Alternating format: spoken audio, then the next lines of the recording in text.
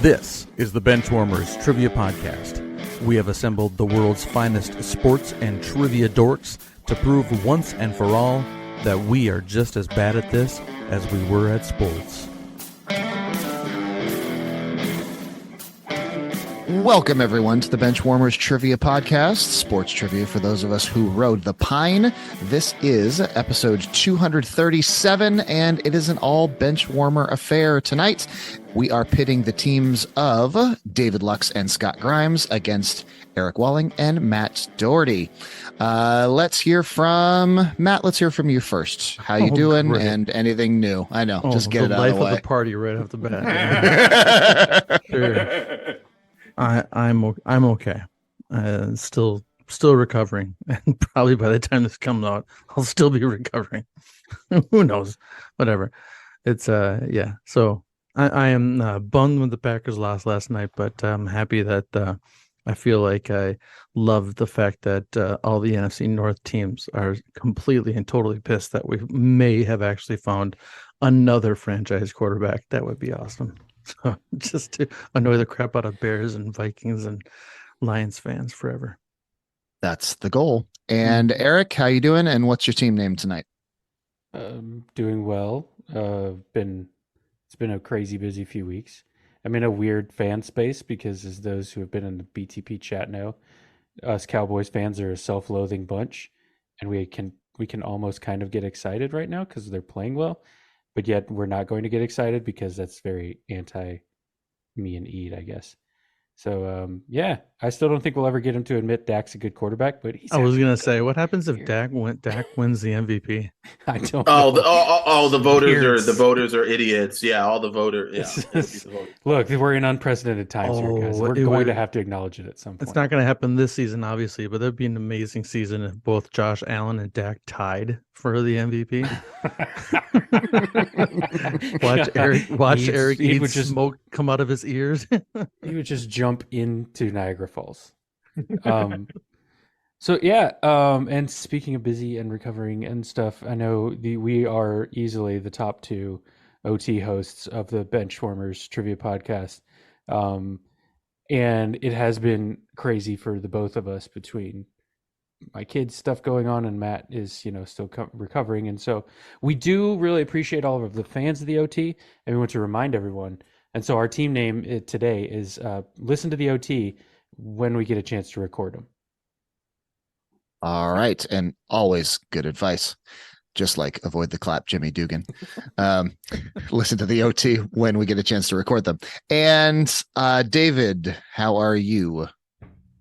I'm good. I'm going to turn it right over to Scott to give everyone our wonderful team name. You could probably see where this is going, but you'll never reverse engineer this one. It's too obscure. All right, Scott, lay it on him. Yeah. Also, though, quickly listen to the OT. I am the biggest and only fan of it, but it's really good. So you should really listen to it. It's funny. Dicky boys do a great job. Thank you. My favorite day of the month or of the quarter now is when the OT drops. The only things on all of Scott's technology are the OT and Hulu, and that's it. That's it. Just reruns of Pitch, and then I'm going to start a podcast doing the OT, but for episodes of Pitch, it's going to last 10 episodes. Awesome. Scott, actually, you know what? You and I should start a podcast of just to review the OT episodes. We could do a incredible double OT. Double OT. Double OT. Exactly. Okay, anyway, that is incredible. As is a certain day of the year, which is August 5th, of course, which is going to be the basis of our team name again, because, I mean, let's face it, we're never going to run out. So it's fine. We're going to run out of relevant people, but we're never going to actually just run out of people born on August 5th. So, some guy out there named Jeremy Bates, who was born on August 5th, you'll be in our team name in 4 years when we run out of people. But for tonight, we're going with former NFL first-round pick, former Clemson standout running back, Mr. CJ Spiller, who's an 8-5er. So our team name tonight will be CJ Spiller the Beans. Very nice. So we've got CJ Spiller the Beans against Listen to the OT when we get a chance to record them. We've got our teams. We've got our names. Now let's kick it over to Dan for the rules.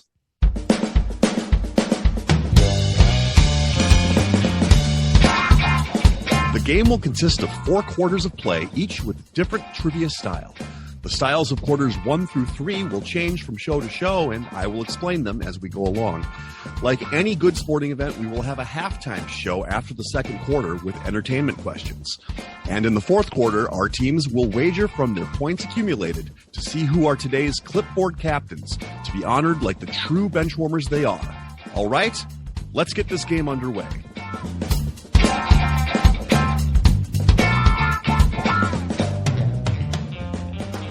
And tonight's first quarter will be Sporting Haikus.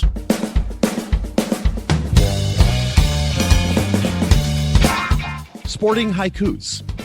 For this quarter, there will be 4 questions in haiku form. Each question is worth 25 points.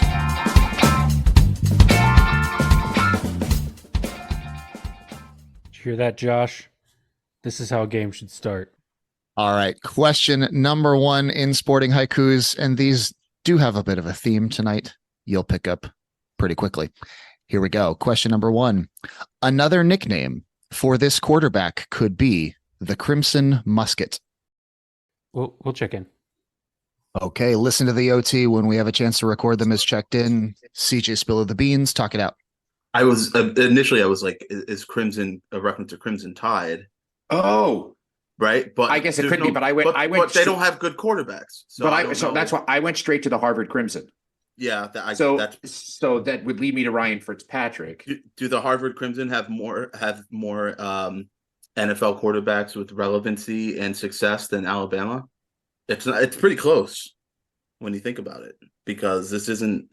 I mean, it's not Tua. No one's calling Tua the Crimson Musket. Well, I'm trying to figure out. Okay, so where the musket comes into this, right? I mean. Yeah. I don't. Is there anybody else? I think it's just a play off. It's just a play off the Red Rifle, right? I would like that's the Crimson Musket. Oh, sure. So yeah, I think I like Fitzpatrick. Okay, all right, we're gonna give it a shot. We'll roll the dice on Ryan Fitzpatrick. Okay, and listen to the OT when we get a chance to record them. What did you come up with? We chose the other side of that coin and thought that this was just another way of saying the soulless one himself, the Red Rocket, Andy Dalton. So that's what we checked in with. One team is getting points. Yes, Crimson is a shade of red. Musket is a type of rifle. This is Andy Dalton. That makes sense. This is how this is going to work tonight. All right. Question 2 in Sporting Haikus. This old school rusher could have the alternate name Spectre Going Fast. We will check in. Okay, CJ Spill of the Beans has checked in. Listen to the OT. Talk it out. What makes you think of Rick Grange? Because he's the galloping ghost. Spectre going fast? Spectre is a ghost, or is a ghost, and going fast would be galloping. I mean, if a horse gallops, they go fast. Oh, I didn't know that Spectre was a ghost. I was thinking Spectre. I was thinking of glasses, like you know. Oh, but and I know that Dickerson wore glasses like spectacles. So Red Grange makes yeah. Grange sounds go for it.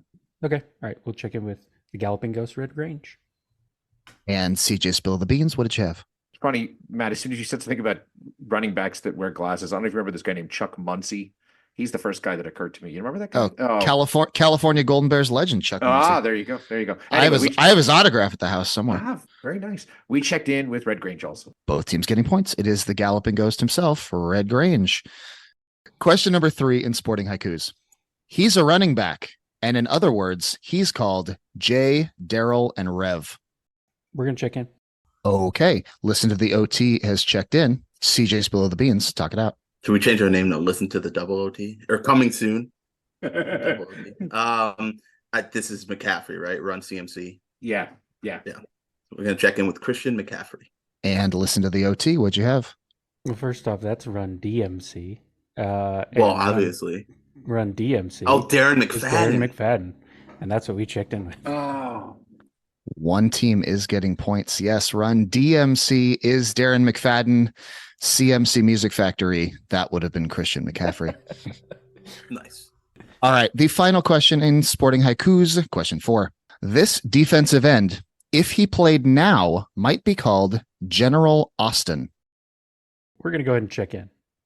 Okay, listen to the OT when we have time to record them.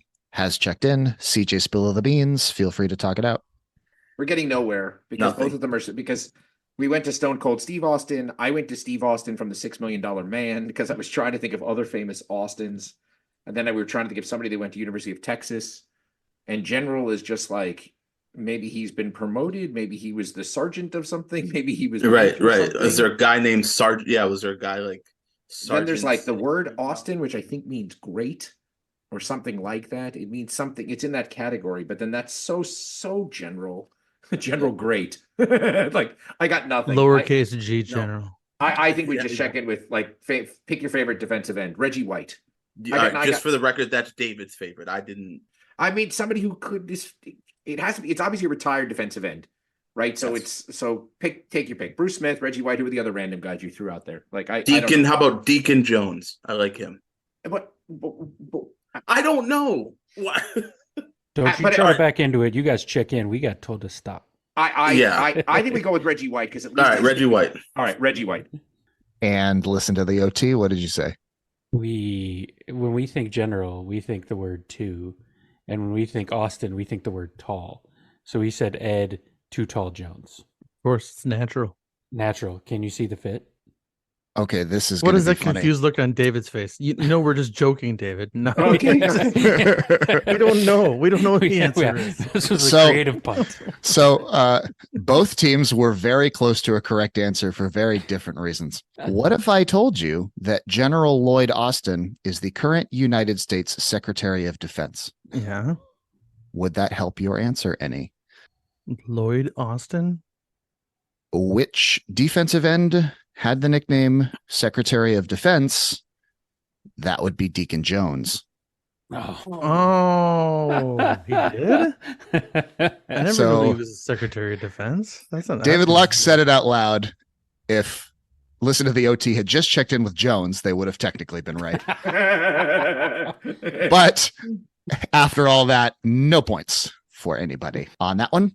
At the end of the first quarter, we have scores of listen to the OT when we get a chance to record it with 75, CJ Spill of the Beans with 25.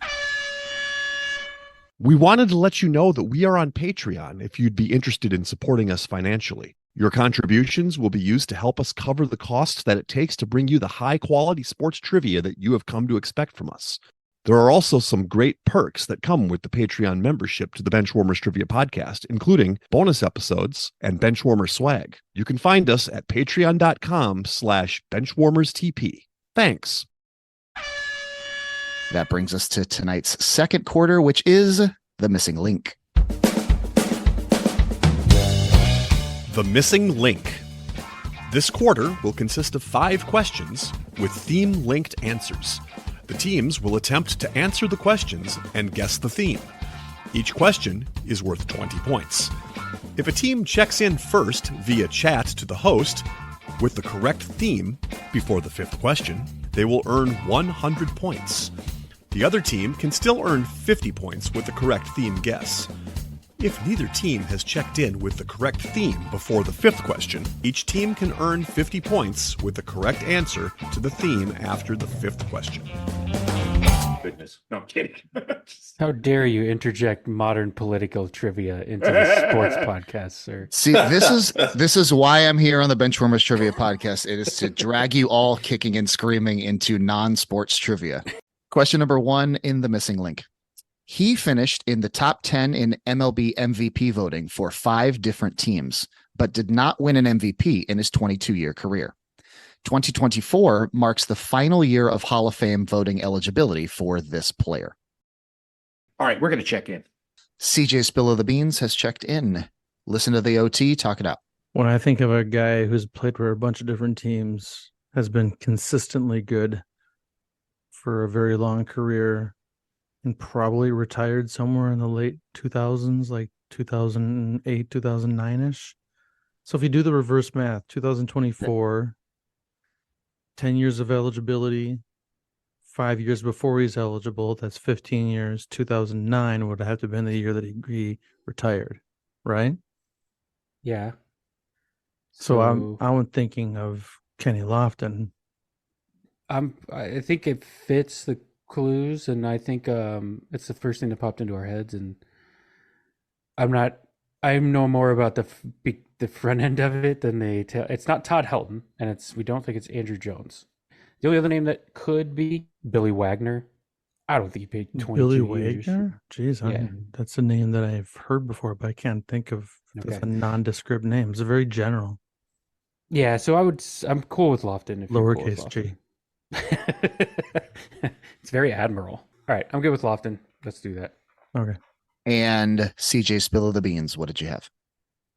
So Well, Scott's go ahead, Scott. Who's gonna start? Can't see it being Lofton just because 5 different teams in the MVP. He bounced around too much. I think only Indians and Braves he likely would have had MVP votes. It's a good shout though.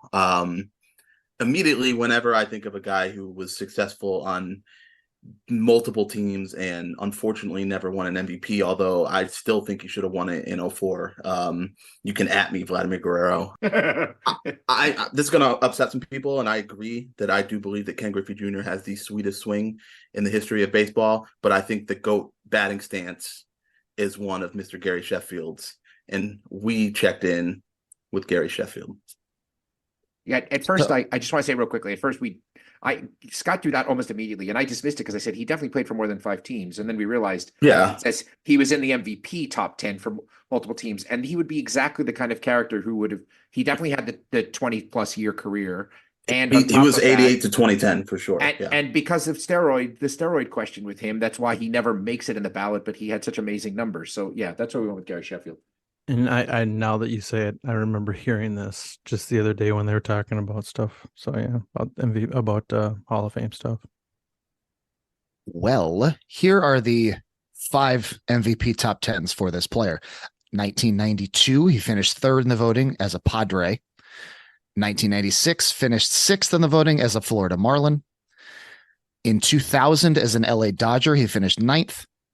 In 2003, with the Braves, finished 3rd, and in 2004 was the runner-up to Vladimir Guerrero with the Yankees. Correct answer is Gary Sheffield. So we even had the 5 teams points there. Very nicely done.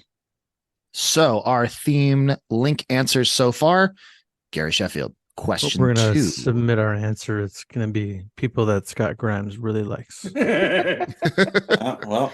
Question 2: what former Duke basketball player? Yeah, I was gonna say. Yeah, he's gonna wait to do Eddie George at number 5. Question 3: what bench warmer who lives just outside of Seattle, Washington? Also coaches. All right. Question 2 in the missing link: the 5th most prolific goal scorer in NHL history. His namesake video game for the Super Nintendo featured Al Michaels on play-by-play commentary. All right, we're going to check in. Listen to the OT has checked in. CJ Spill of the Beans, the floor is yours. We were just about there. I threw out that I've studied this list enough looking for trivia questions. And so I came up with Brett Hull, and then I asked Scott, and he came whether there was a video game connection, because that's not my area of strength. And Scott came back with, there is one, because Edith mentioned it before, and that's the only reason I know that there's a Brett Hull hockey game. So that's what we're checking in with. And listen to the OT. What did you come up with? It was probably the only hockey player I could have named outside of Wayne Gretzky as a child. And we also checked in with Brett Hull. Both teams getting points. It is Brett Hull and his, I think, 741 career goals. I should have had that pulled up. You know, if I was a good host, I'd be prepared, but I'm not. So the themed link answers so far: Gary Sheffield and Brett Hull. Question number 3 in the missing link: this submarining relief pitcher was played by actor Casey Bond in the movie Moneyball. Yep, we're checked in. CJ Spill of the Beans has checked in. Listen to the OT when we get a chance to record it. Talk it out. Oh, what's the name that you have? What's the first name? I don't know. Chad Bradford, I think. I think it's Bradford. He was Is it? There was a Grant Balfour, but that's Balfour not was him. the Australian dude. He was definitely not a submariner, if you will. But this guy played for the Twins. I remember him playing for the Twins for at least one season. Chad Bradford? Yes. The name, I thought it would it would have popped in my brain, and that's not popping in my brain. But if you think that's what it is, pretty sure that's right because he definitely was a submariner. I'm going to keep saying it that way. And, Which means he played somewhere below popped in my Seattle. head. Yes, Is that what exactly. you're saying? Go for it. On a submarine. So, yeah, we'll check in Chad Bradford. And CJ Spill of the Beans, what did you check in with? Yeah, we both hit it immediately. I think Bradford was the guy who looked like he was dragging his knuckles on the ground. He wasn't even a submarine pitcher. He was like an underhand pitcher. So yeah, we checked in with Bradford. Both teams getting points. It is Chad Bradford, and yeah, he was maybe the most extreme submariner I can remember. Really, really tough to hit, and became one of the icons of those early 2000s Moneyball A's teams that, had found money and had that 20-game winning streak, and then couldn't put it together in the World Series because Oakland fans can't have nice things ever. So our theme link answers so far: Gary Sheffield, Brett Hull, Chad Bradford. Question number 4 in the missing link. This bowl game was previously sponsored by papajohns.com and BBVA Compass, but is now simply named for the city in which it is played. Former MVPs include Quentin Flowers twice, Jordan Matthews, Bo Wallace, and Dion Lewis. The 2023 iteration features Duke against Troy. We'll check in. CJ Spill of the Beans has checked in. Listen to the OT when we get a chance to record them. Talk it out. The only bowl name that I can think of that fits what we're maybe thinking of here is Birmingham Bowl. Oh yeah, that makes sense. So you're good with that. I'm good Yep. with that. All right. We'll check in the Birmingham Bowl. And CJ Spill of the Beans, what did you have? We also checked in with Birmingham. Both Bowl. teams getting points. It is Bowl. Yeah. the Birmingham Bowl. Sorry. That's fine. So the theme link answers so far: Gary Sheffield, Brett Hull, Chad Bradford, and the Birmingham Bowl. Question 5, the final question of the missing link. This second-year wide receiver just set a career high in receiving yards on December 10th, 2023, with 10 catches for 172 yards in a 29-25 loss to the Tampa Bay Buccaneers. We're checked in. CJ Spill of the Beans with the quick check-in. Listen to the OT when we have a chance to record them. Talk it out. Yes. Drake London. Oh, there you go. Drake London. Check it in. Okay. And CJ Spill of the Beans, what did you have? And this is definitely Drake London. Both teams getting points. It is the pride of USC, Drake London, who had his third 100-yard receiving game as a professional in that loss to the Bucs. Okay. After all 5 questions in the missing link, our theme link answers are Gary Sheffield, Brett Hull, Chad Bradford, the Birmingham Bowl, and Drake London. I'm going to pass it over to CJ Spill of the Beans because they checked in with their correct guess first before listen to the OT checked in with their correct guess. So CJ Spill of the Beans, what did you come up with? So as soon as we had Gary Sheffield, I was trying to think of, okay, either it's Gary, in which case we have to wait, or it's Sheffield. And the only thing that I know that Sheffield could possibly be is a town or city in England. So I said to Scott, like, I guess we should take another one. And as soon as, what was next? Hull, Bradford? Oh, yep, Hull. Hull. So as soon as the second one came up, it was like, all right, it's got to be that. So we weren't sure if you needed us to be more specific, but we checked in with towns or cities in England. And that is correct. Yeah, after the second guess.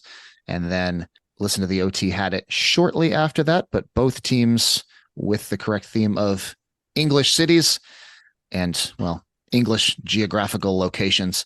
Some other athletes who did not make this missing link, but I'm just going to rattle them off anyway because I made this big list. So other answers, I should say. Paul Blackburn, Tim Wakefield, Mitch Richmond, London Fletcher, Devon or Devon White, Tony Dorsett, Jeff Kent, and Norfolk State. All could have fit this theme here. And never forget the famous Dallas Mavericks center, Tom Liverpool. I was Was I was it- actually waiting for like a New York Yankees or something. Eric, wasn't he center with the three J's? Wasn't he? Yeah, he was. Yes, it During was the that three era? J's and Tom Tom Liverpool. Liverpool. Tom Liverpool. He was the behind the scenes Tony Braxton guy. I was gonna say he actually yeah. dated Tony Yeah, Braxton. he did. Okay, so after the second quarter, we have a lead change on the back of that correct and first missing link guess. CJ Spill of the Beans has taken a slim lead over Listen to the OT, 225 to 205. It is now time for halftime.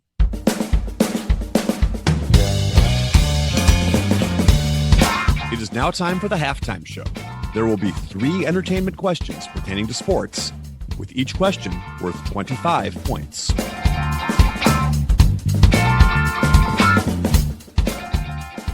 And for halftime today, we're going to keep it pretty simple. I have dipped back into my list of obscure, bad, or little seen sports movies. This is not going to be the full did I make it up or not round this time. I'm doing a little something different. All I'm going to do is I'm going to give you the year, the title of the film, and the 3 top billed actors. And you have to tell me the sport on which the movie centers around. Okay, question number 1 of halftime. From 2007, Hat Trick, starring Nana Patekar, Paresh Rawal, and Danny Denzongpa. We are going to check in. Listen to the OT when we have time to record them is checked in. CJ, spill the beans. Talk it out. So based on the fact that it's 2007 and it's called Hat Trick, Scott and I were like, well, soccer? And then Scott said hockey, but that seems unlikely given the actors' names. It may be obvious, but I feel like I want to guess cricket. What's a hat trick in cricket? I don't know. Is that a thing? I don't. Besides the Seinfeld commercial, I know extremely little about. Yeah, I thought you were there when it was invented, so I thought maybe you had a hand. In it. Yeah, cricket's even. Yeah, I still think it's cricket. I mean, sure. Unless it's we don't feel confident about any of them. Oh so. shoot! What was the one that I saw when I traveled to India? I put on the television because, of course, I was totally jet lagged, and every channel from 2 to 4 o'clock in the morning was playing this sport. I always forget the name of it. Mason has subsequently asked a question about it on the pod. It's like sort of dodgeball meets Red Rover. I mean, you have my attention it's now. Like that handball one where like everyone has to stand behind the line, and they try to get their foot across the line. Yeah. I'm liking that. God, I'll think of it in a minute. But anyway, I think it's cricket, Scott. Sure, why not? All right, we'll check in cricket. And listen to the OT. What did you check in with? The term hat trick was born from cricket. When a guy took 3 wickets in a row, he was presented with a hat. Ergo, hat trick is a cricket term, and we checked in with cricket. Both teams getting points. It is cricket indeed. And yes, that was my flavor text, is a hat trick occurs in cricket when a bowler takes 3 wickets on 3 consecutive deliveries. They're incredibly rare, much more rare than a soccer or a hockey hat trick. According to Wikipedia, in Test cricket, there have only been 46 hat tricks. Wow. It's the first one in 1879 and the most recent one in 2010. When you consider those games are 400 days long, that's right. That's that was both of the matches in that time span. One in 1879 and one in 2010. All right. Question 2 of halftime. What sport is this movie all about? 1995's The Break, starring Vincent Van Patten, Radon Chong, and Martin Sheen. We're going to check in. CJ Below the Beans has checked in. Listen to the OT. Talk it up. Oh, yeah. So the obvious ones with break would be like breaking a body part. So breaking a board. It was the first. It was the first UFC movie. Yeah, breaking a body. Yeah, but I was thinking maybe it was tennis, like break point. The only other one I thought of was pool. If we were going for slightly more obscure. Yep, that's right. Things. Isn't there something about breaking the wave or something too? I mean, yeah, the point break. Yeah. Curtis Blow talks a lot. Maybe this could be a movie about Curtis Blow. Sure. It's The Breaks. Sorry, it's not plural. All right. So what do we got here? We got karate, We got tennis. We I got mean, Martin Sheen. pool. Yeah. All right. Oh, Martin Sheen. Oh yeah. Yeah, he's not going to be in a karate Sensei. movie. He's not going to Um, be in a surfing movie. He could be in a pool Miyagi movie, of or he the could be in a break. tennis movie. Yeah, we can flip a two-sided die, as we called it that one time. Now I just want the episode to be called the Martin Sheen Dojo, just for the graphic. Martin Sheen as Mr. Miyagi. I love it. Look, Steven Seagal has set an entire personality around kind of looking like Martin Sheen and being Being in martial arts. a martial artist. Which one do you want? Let's go with tennis. All right, tennis it is. We'll do it. And CJ Spill of the Beans, what did you check in with? I'm All gonna right. let David ruin your flavor text. So go ahead. So what I remembered is obscure facts of growing up in that era. Vincent Van Patten was the son of Dick Van Patten, who was in Eight Is Enough and was also in Spaceballs. And I remember that he was a professional tennis player. So it had to be, given that it was break, and I knew he was a professional tennis player, at least briefly. Then we went with tennis. Both teams getting points. Yay. You did Nice. kind of ruin my flavor text, although you didn't mention that Dick Van Patten was also in Robin Hood Men in Tights, which is his most important work of his career, as far as I'm concerned. Yes, Vincent Van Patten was actually a pretty good tennis player for a little while. Has a win over John McEnroe in his career, and his career high ranking in singles was world number 26, which he reached in 1982.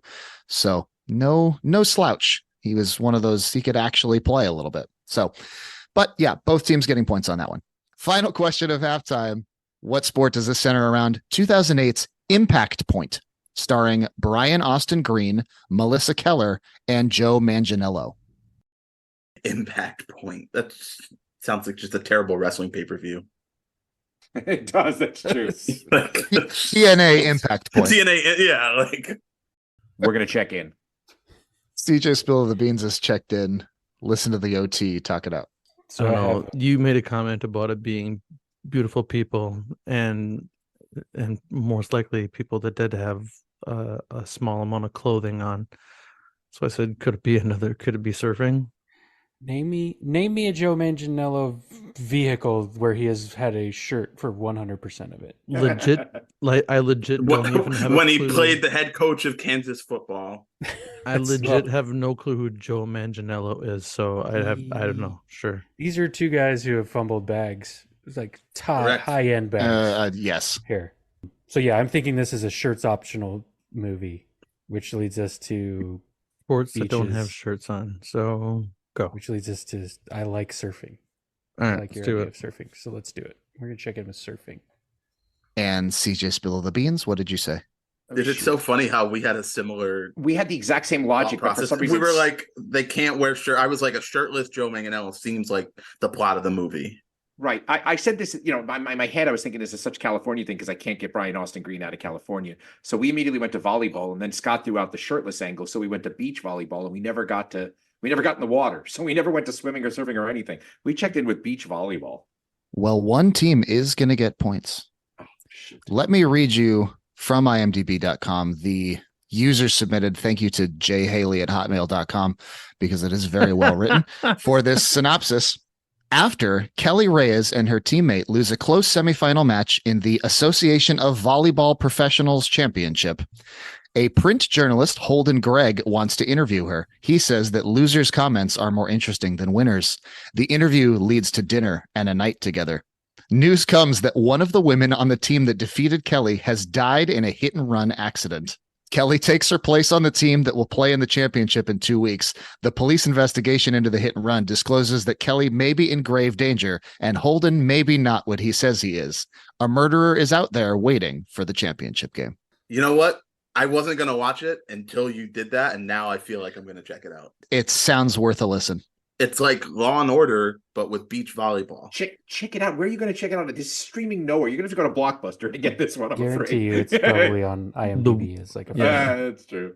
You can rent or buy it on Amazon Prime Video for $2.99. So Scott, sorry, There you go. Yeah, damn it. sorry, I hate to break it to you, but you're not watching Certainly that not one on Hulu. That's for sure. Not on Hulu. All right. After halftime, we have scores of CJ Spill the Beans with 300, and Listen to the OT when we can get a chance to record them with 255.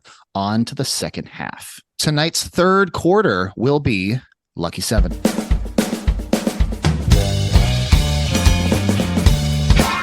Lucky 7. For this quarter, there will be 3 lists containing 7 items. The team that is trailing coming into the quarter will choose the first list and attempt to identify the items on this list one at a time. If the team has an incorrect guess, the other team can attempt to finish that list out. The team leading at the beginning of the quarter will select the second list, and whichever team is trailing after the first 2 lists will get the third list. Each item is worth 10 points. All right, so here are the 3 lists to choose from. Listen to the OT. You're going to get the first crack at one of these 3. They are the last 7 NBA number 1 draft picks to also win Rookie of the Year. Before Ronald Acuna did it in 2023, the 7 most recent players to steal at least 70 bases in a season, with the caveat, if you get to Vince Coleman and Ricky Henderson, you've gone too far. And the 7 competitions that have been held at every single Winter Olympics. All right, so listen to the OT when we get a chance to record it. What list are you going with first? We're going to go with list number 2. Okay. They're going with list number 2. Before Ronald Acuna in 2023, the 7 most recent players to steal at least 70 bases in an MLB season.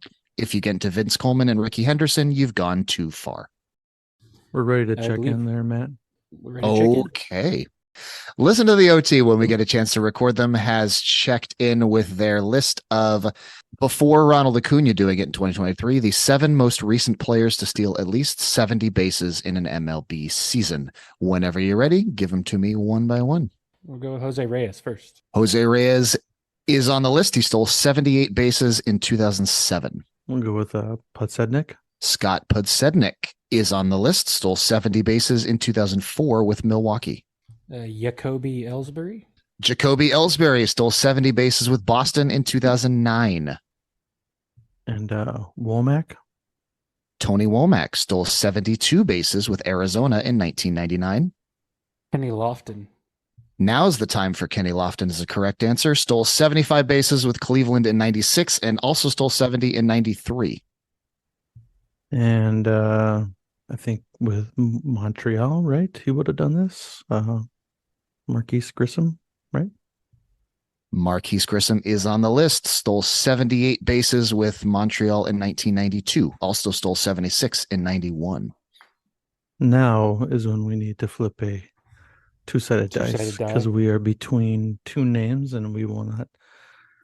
So which one do you want to do, Eric? You make the choice. So we can do money side is the first name and non-money side is the second name. I'm going to flip it over. Yeah. I have one of those, but both is non-money. So And I don't know where it went. It is the money side. Okay, so your name? Yep. Okay, so we're gonna go with Juan Pierre. Juan Pierre is not on the list. So CJ Spill of the Beans, there is 1 name left on the list if you would like to take a shot at it. we're certainly going to. Can I go? Yeah, I'll just wind you up and you. Yeah. Okay. Well, first I want to say we're changing our team name to Now is the Time for Kenny Lofton. I think this, if it goes back to him, Brian Hunter from the Tigers had over 70 steals. So we're going to go with Brian Hunter. Brian Hunter stole 74 bases in 1997 with the Detroit Tigers. That is correct for the 10 points. Okay. Money side. That was the money side. That's the non-money side. The next person after that just missed the lists with the Braves in 1991 was Otis Nixon. Otis Nixon. Yep. And then it goes back to Vince Coleman and Ricky Henderson. Okay, so that was 60 points for Listen to the OT and 10 for CJ Spill of the Beans on the rebound. CJ Spill of the Beans, it's your turn. Which list would you like? We've done all this work on the NBA first round, or what was it? First overall picks who won Rookie of the Year. We'll take that one. Yeah. Oh, you don't want to switch it up last minute? Okay, so CJ Spill of the Beans is taking the last 7 NBA number 1 picks to win Rookie of the Year. Whenever you're ready, you can roll them out. All right, Taco, we are checked in and ready to go. Okay, CJ Spill of the Beans has their attempt at the last 7 NBA number 1 draft picks to win Rookie of the Year. Whenever you're ready, go ahead. We're going to start with Paulo Banchero. That is correct. Won it last year. We're going to go with Ben Simmons. Ben Simmons is correct. Won it in 2017-18. Derrick Rose. Derrick Rose is correct. Won it in 2008-2009. Blake Griffin. Blake Griffin is correct. Won it in 2010-2011 after taking that 2010 season off. The Tyreek Evans year. Yeah. We're going to go Kyrie Irving. Kyrie Irving won it the year after Blake Griffin in 2011-2012. This is where a decision should be made about which order to do this in. I guess we should take the short thing. Well, what we perceive to be the short thing. So we're going to say LeBron James. LeBron James is not one of the 7 most recent. Sorry, man. So there's someone. No, it's fine. It just means that's on me. Wait, so what guess was that? That was 6? That was 6. You got 5 correct. Shoot. So listen to the OT when we get a chance to record them. There are 2 other names out there available. Good. So LeBron was 03. 03. Sorry. Yeah. And then it's Dwight Howard after that, and then it's Bogut, and then it's I don't remember. Okay, I have a guess. Karl Anthony Towns. Karl Anthony Towns is correct. Yes. Won Rookie of the Year in 2015-16. My only other thought would be maybe Anthony Edwards. Are you checking that in? Yeah, I'm gonna check in that one. Anthony Edwards is incorrect. It's Andrew Wiggins, isn't it? It is Andrew Wiggins in 2014-15. Yeah, I think Anthony Edwards Rookie Year, LaMelo Ball won Rookie of the Year. What a travesty. Yeah, in 2021. It definitely wasn't James Wiseman, that's for sure. Oof. I'm still bitter over that. Anyway, after that second list, with CJ Spill of the Beans picking up 50 points and Listen to the OT picking up 10 points on the rebound, that means Listen to the OT has control of the third list, the 7 competitions held at every single Winter Olympic Games. Let's go cross-country skiing. Cross-country skiing is correct. We'll go with figure skating. Figure skating is correct. I'm going to draw from my inner Josh Bomback and say that the next one is currently called the biathlon, but was previously called the Nordic Combined. Nordic Combined is correct. Biathlon is not the same thing as Nordic Combined, but they did check in Nordic Combined, which is correct. Then we'll go with hockey. Ice hockey is correct. Speed skating. Speed skating is correct. Okay. Now we have 2 that we're unsure about. Should we go with your one first and then the last one on our list, or go with the last one on the list first? Go with the last one on your list, and then mine can go last. Okay. Bobsled. Bobsled is correct. And then Walling's one at the end after I put figure skating in there twice. Ski jumping. Ski jumping is the other half of the Nordic Combined, which you didn't know, but you did get anyway, and it is correct. So that is 7-4-7. Okay, so after the third quarter, our scores currently stand CJ Spill of the Beans with 360. Listen to the OT when we get a chance to record them with a slight lead at 395. It is now time for the fourth quarter.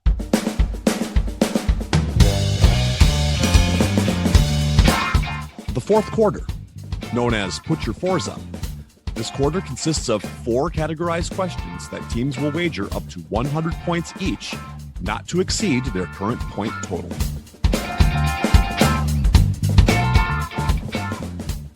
Today's fourth quarter is entitled Maximizing Your Minutes. This is 4 questions about athletes who have put together some impressive career credentials in a relatively short amount of time. Like that. Question 1 is about the NHL. Question 2 is the NBA. Question 3 is Major League Baseball. And question 4 is the NFL. It is now time for the teams to place their wagers. We'd like to take a minute to invite you to follow us on Facebook, Instagram, and Twitter at BenchwarmersTP. We also have a Facebook group for fans of the pod called The Bench. Join us there to comment on the latest episodes and share cool sports facts and trivia. If you'd be willing to rate and review us on iTunes or Stitcher, we'd greatly appreciate the support so that other people may find this podcast. Thanks. Now that the wagers are in, on to the questions. Question number 1, maximizing your minutes in the NHL. He ranks 3rd all-time with 39 hat tricks, despite having played only 10 seasons in the NHL, all with one team. The fewest seasons played of anyone in the top 25 for career hat tricks. He scored a hat trick in over 5% of his games played. His final hat trick came on March 8th, 1987 against the Blackhawks. Name this NHL Hall of Famer. Okay, we will check in. CJ Spill of the Beans has checked in. Listen to the OT when we remember to record them. Talk it out.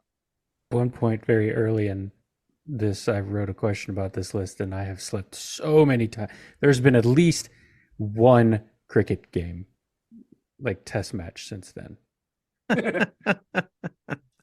So is this or is it? I mean, I know that there was one of those famous names that only played 10 seasons, and I always forget. I thought Orr played forever. That's my only. Yeah. Maybe I'm confusing him and Hull. Which we would. Is this a Deuteronomy question? Do we have multiple holes? There are multiple holes, yeah. Isn't he? This is a defenseman, I believe, right? No, I'm thinking of Paul Coffey. Never mind. And I know this. I just know who the first. I can try to start. I think the first one's Gretzky and the second one's Lemieux. That helps get you there. Going out on the limb there. I do think that Brett Chelios is up there too, and I think Brett Hull is in the top 5 as well. Yeah. These were Mike Bossy. Callbacks. Oh well, look at you. That's a name in my Mason. Sorry, Mason. Yeah, My Mason. Because I just that 10-year career. I remember. Yeah. Nothing out of this mouth is going to convince you of anything that's popped into your head. So feel free to check that in. We're gonna check in with Mike Bossy for 26 points.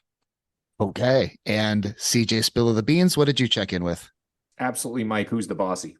But for the record, Bobby Orr has the question about this. I don't know, some number of games ago, but he had a very short career also. But because he was the youngest guy ever in the Hall of Fame, so he had to be pretty young when he retired, obviously. But the answer is Mike Bossy. Yeah. For how many points? Oh, sorry. I don't know. 60. Okay. Both teams are getting points. It's not clear whether he has diamonds on his neck or diamonds on his grill, but it is Mike Bossy. Okay. So after question 1 of the 4th quarter, that puts us at the following scores. Listen to the OT when we get a chance to record them with 421 and CJ Spill of the Beans with 420. Question number 2, maximizing your minutes, NBA edition. Who is the only NBA player to score more than 25,000 points in fewer than 1,000 games? He's also the 6th ever player to score at least 60 points in an NBA game. Man, we're gonna check in. Listen to the OT has checked in. CJ Spiller your beans. You've got a little bit of time to talk it out. Well, so we're trying to zero it in by trying to figure out who scored 60 early on and try to figure out where the pivot point was of who would have been the 6th. So because I've looked at that list before, I know Mikan is on that list. I know Wilt is on that list. I know Maravich is on that list. Who else did I throw out? Elgin Baylor. Elgin Baylor's for sure on that list because he scored 70. So that's got 4. So it's right. And those are guys that all would have done it early. So this has got to be somebody who's in like that 75 range, right? So when they retired, one name that came out. Well, they didn't necessarily have to retire then. It's just. No, right. But the point is it's somebody who played and probably retired by the mid 70s, which is why I threw out Jerry West. Because I don't know if he had a long career, but I do know he scored 25,000 points. Right, but he could also be the fifth guy to do it because we only have 4 names. West That's could have true. been So then fifth, it could have been Bernard and King, then or it could have been that's what I'm right. And Bernard King was a microwave scorer. right. I mean, it probably doesn't go as far as like Dominique Wilkins. I don't think he would have scored 60, but he was kind of a microwave scorer. Right, But there's a huge gap between Jerry West and Dominique Wilkins. right, and what man? That's why initially I said Bernard King because I know he had 60 in a game, and I know he was injured a lot. He was injured a lot. He was It's absolutely just injured a lot. But I think the question is there someone in between West and King? I think the problem with Presumably. Bernard King, to be honest with you, Scott, is that I think he didn't score that many because he was injured so much. True, yeah, Right, like and then there's also he- that. He was an explosive scorer, but that guy was just like, he was blowing out his knee all the time before they were coming back at 4 weeks from arthroscopic knee surgery. Right? Yeah. I don't know. I just feel like in an NBA question, the logo it just seems too easy for a fourth quarter. Like I know Mike Bossy is not necessarily a difficult answer because Wait, he's third all time, but Who are you going to say that's an NBA scorer that scored 25,000 points that's not going to seem too easy for a fourth quarter question? Every That's one of fair. these guys is a Hall of Famer. well, yeah, but they're not the logo though of the entire organization. I don't know. If you want to say Bernard King, we can. I just don't think he's on the 25,000. I now that you brought that up, you're probably right because he just didn't have enough games played to do that. So if you want to go West, we can. It could also be the fifth guy, and right, exactly. He could be the fifth guy. He could be the fourth guy. I just don't have any other. I mean, that guy scored a lot. I just don't have anybody else that I feel good about. Not that I feel great about Jerry West either. yeah. It's your call. I actually don't have. I don't think we have anything else, and we're out of time. All right. So we'll check in Jerry West for 100 points. And listen to the OT. What did you come up with? We also checked in with Jerry West for 100 points. Both teams are getting their 100 points. The correct answer is Jerry West. Indeed, he was the 6th unique player to score 60 when he scored 63 in a game against the Lakers in 1962. The 5 players before him were Wilt Chamberlain, Elgin Baylor, George Mikan, Jack Twyman, and Joe Fulks. Okay, we had 3 of those guys. Jack Twyman. I had him in my bingo card. In your fantasy league? Yeah. In my You say Jack did you say Jack Klugman scored 60 points? Jack Klugman. Yes, Jack Klugman. All right. So after 2 questions, listen to the OT, still holding a very slim 1-point lead. So a lot to play for here. Question number 3, maximizing your minutes, MLB edition. Who is the only MLB player to hit more than 450 home runs in fewer than 15 major league seasons? He only appeared on the Hall of Fame ballot once. We'll check in. Okay, CJ Spiller the Beans has checked in. Listen to the OT when we find time to record it. Talk it out. Why would he have only been on the Hall of Fame ballot one time? Because he was a doper. Or they were a terrible hitter, like, say, an Adam Dunn or a Rob Deere. Like, if they were ridiculously one-dimensional, like Matt Stairs, who once said that hitting home runs made him feel sexy. Well, you said Sammy Sosa. Sammy Sosa was pretty much a one-dimensional. He was pretty much only home runs, right? Yeah, but he had so. The only thing that makes me pause about him is McGuire lasted the whole time in his ballot, and Sosa has a similar career arc.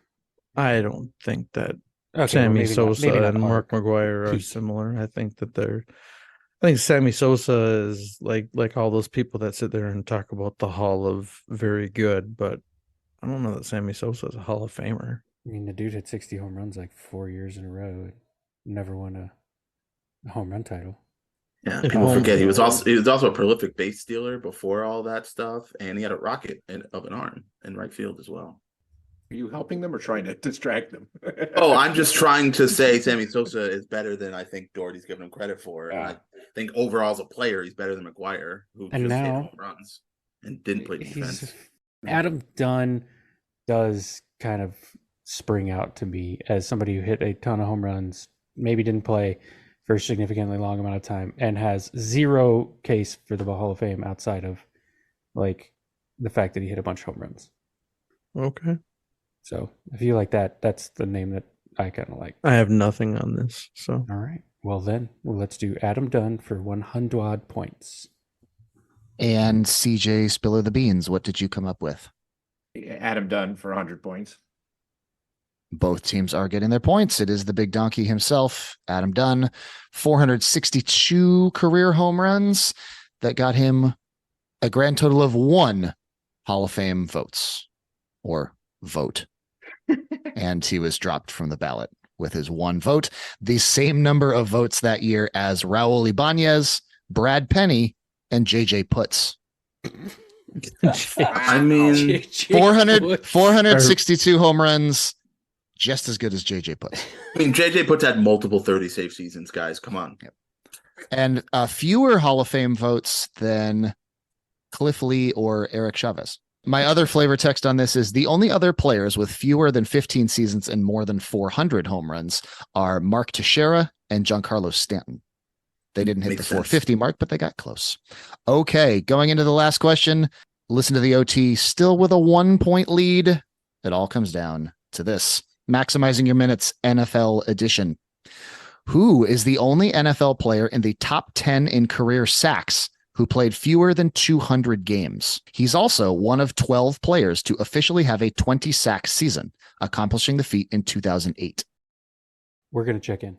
Okay, listen to the OT has checked in. CJ Spiller the Beans, talk it out. So Ede recently asked a question, and I'm pretty sure it was about 2008, which is what this question is partially about. And he said something like, number 1 was this person, and number 2 through number 7 or whatever it was, all had the same first initial, which turned out to be J. And then we had to name the J guys. Just a couple of games if you've been listening to a lot of episodes. So it would have been like 2 episodes ago. So 2008, big time sack guys are like DeMarcus Ware. Oh, that's who it was. It was DeMarcus Ware. That's exactly who it was. He said, I'm pretty sure he said number 1. No, I'm serious. I'm just like the name that I sent you minutes ago. Oh, I was not paying attention. I was still trying to think of DeMarcus Ware. 2 minutes for not reading the chat. Yes. 2 minutes for skimming. 2 minutes fewer for than skimming. 200 games. Yeah, I guess he would have fewer than 200. 2 minutes for skimming right? for Lux. Yes. I guess he would have fewer than that. Yes. I'm good with that then. If that jogs your memory of Ede saying it, I don't necessarily remember him saying DeMarcus Ware, but the time frame fits, and he didn't play as long as I think people remember. So yeah, I could see him not having 200 games played. 200 games would be what, like 12-ish full seasons, something like right. that. And he's what, like kind of like an 05 to, yeah, he did retire kind of early, so I'm good with that. Okay, we'll check in for 100 points with DeMarcus Ware. Okay, and listen to the OT for the final time. What did you check in with? I believe he was drafted slightly before his teammate Marcus Spears, television known Marcus Spears, and a former Dallas Cowboys legend who then went to the Broncos and hurt his neck and had to retire early. And we also checked in with DeMarcus Ware. For how many points? For 100. 99. Both teams are getting their points. Yes, it was DeMarcus Ware. He finished his career with 138 and a half sacks, which ranks 9th all time in only 178 games. All right. The game has come to an end, and here are our final scores. CJ Spill of the Beans finishes with a very respectable 720 points, but doing their math correctly and finishing with 721 points, our clipboard captains of the game receiving the coveted Quentin Flowers Award. Listen to the OT when we get a chance to record them. Congratulations on a very well played game. That's a good award to get too. You guys got your flowers. Good. I would like to thank Andy Dalton for that, for the ability to have one more point. I would like to thank the Nordic Combined. We almost wagered a biathlon amount of points on the list. Very nice. All right. Anything else for the good of the order, gentlemen, before we get out of here? Listen to the OT whenever we get a chance to record it. Yeah, listen to that OT. And for all of us, for Matt, David, Scott, and Eric, I've been Taco, and thank you for listening to the Benchwarmers Trivia Podcast. And until next time, we will keep the bench warm.